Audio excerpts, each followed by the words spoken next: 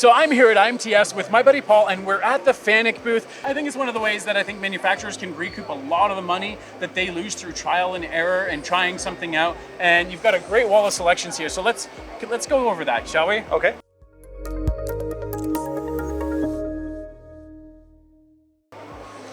So Paul, what's the first station here about? So the first software here is called Tool Path Optimizer.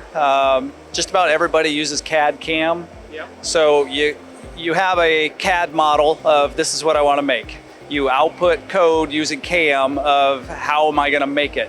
Sometimes the code is not truly accurate to the CAD model. Yeah. So what Tool Path Optimizer does is you feed into it your CAD model, you feed into it the code you already have. Okay. It will look at it and it will modify the G code as need be to make the command points much closer to the actual CAD model. Perfect. So what's the next section we're looking at here? All right, so this is CNC Reflection Studio. It's machine modeling. So it has a built-in G-code, Fanuc G-code parser, and there's multiple ways to use this, but the number one, I think, important feature is collision checking. Okay. The machine models that are in it are built on CAD, so you can either create your own machines, you can use the supplied machines, there are several. Even if you don't even have to get fancy, if you just put the kinematics of what it is you are trying to simulate, that will work too.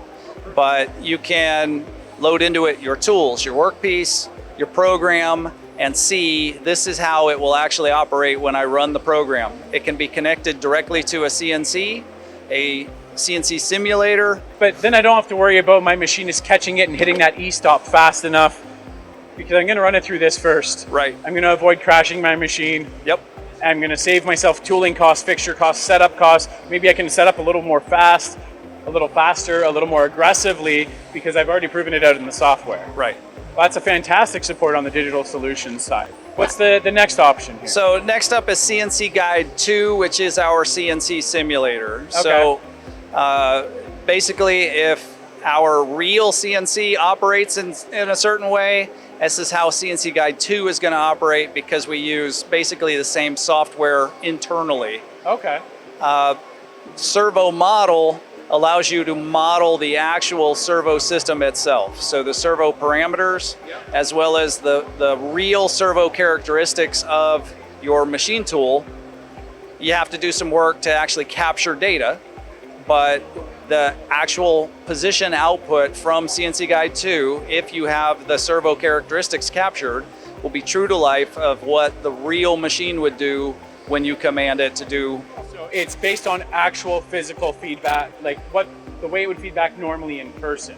It's not some digital pipe dream, best case scenario. I mean, I know I've had situations, I'm sure people out there have had situations where it's like, oh, simulation said it was good, and they go in and they shear an end mill, or they chuck a part, or they do something crazy. This Correct. sounds like it's based on more actual results, so It is. you'll see. Yep, you capture the frequency response of the x-axis. Yep. When we run the x-axis, the output will take all of that into account. Perfect. All right, finally, well, not finally, but close to, it can work with CNC Guide 2, or it can work with a real CNC. Okay. Is surface estimation. And what this does, especially with CNC Guide 2 and that servo characteristics that we talked about, Yep. when you capture the position output from CNC Guide 2 or the real machine, we will model how the actual surface finish will look quite accurately. So that blue stuff, that discoloration means you're going to have a little bit marred finish or something. Yep. So what we're showing between these two is on this side we have a little bit of error compared to our CAD file, and on the right side we have tuned it and we are machining exactly what we intended to output. But you can also look for, you can zoom in and look at the surface and see the tool marks. That is really high level stuff. This is stuff that they used to say, it's like, it's a little bit of magic, it's a little bit of voodoo, it's a little bit of something special. This looks like you found a solution on the software side that's really going to help support people and figure out what's going on, instead of just, oh, only Bobby can run it and he's off for 2 weeks. Correct. And if you're not happy with how it looks, if you're getting your output from CNC Guide 2, you can go make some changes, test it very quickly, and either be happy or keep working without doing it on the real machine.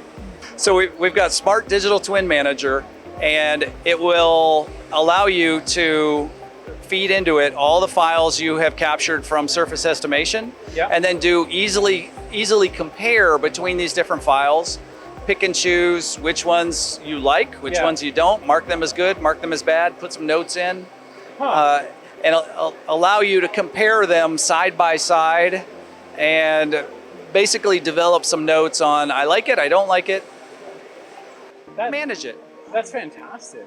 So yes, you're generating a ton of digital assets. We've all got giant hard drives now. Now there's also a way to store it so you can make references, know what worked, know what didn't work.